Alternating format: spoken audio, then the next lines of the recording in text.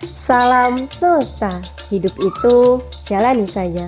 Mengaji Tajul Arus, rujukan utama mendidik jiwa. Nafsu laksana cermin. Sahabat, tentu kita semua pernah bercermin bukan? Dan kita semua tahu bahwa cermin itu memantul. Sebab apa yang ada di hadapannya, begitu pula yang ada di dalam cermin.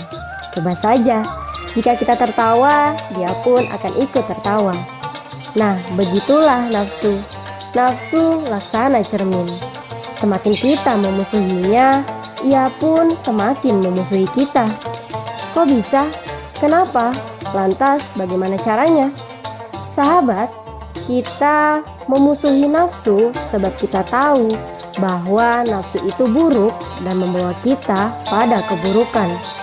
Setelah kita sadar dan mau mengendalikan nafsu kita serta memusuhinya, dan saat itulah nafsu akan memusuhi kita, sebab kita sudah tidak lagi menjadi bagian dari dirinya.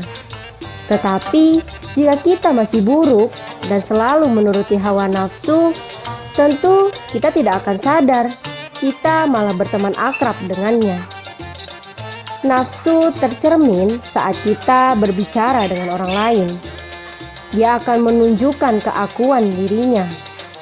Nafsu tidak akan pernah mau kalah walaupun salah. Nafsu juga tidak peduli dengan orang lain.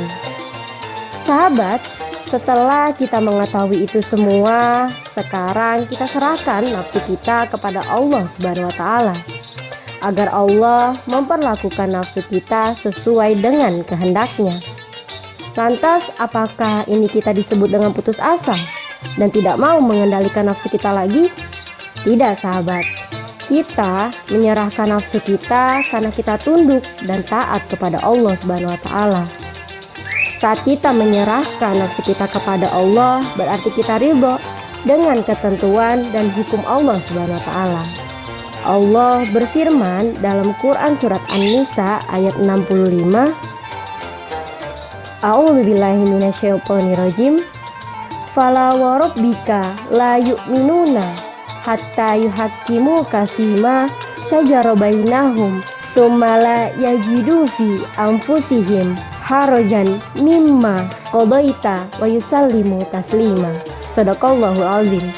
Artinya, maka demi Tuhan, mereka tidak akan beriman sebelum mereka menjadikan engkau Muhammad sebagai hakim dalam perkara yang mereka perselisihkan, sehingga kemudian mereka tidak ada rasa keberatan dalam menerima keputusan yang telah engkau buat, dan mereka akan menerima dengan sepenuhnya.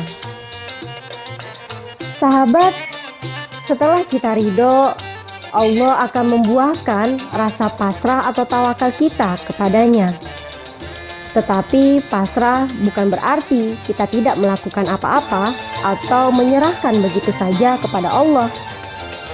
Ada usaha yang kita lakukan, seperti kita mengendalikan diri kita dari syahwat yang menentang perintah ilahi, lalu membebaskan diri kita dari kehendak nafsu yang tidak mau ikhlas kepadanya, serta berat menjalankan syariat.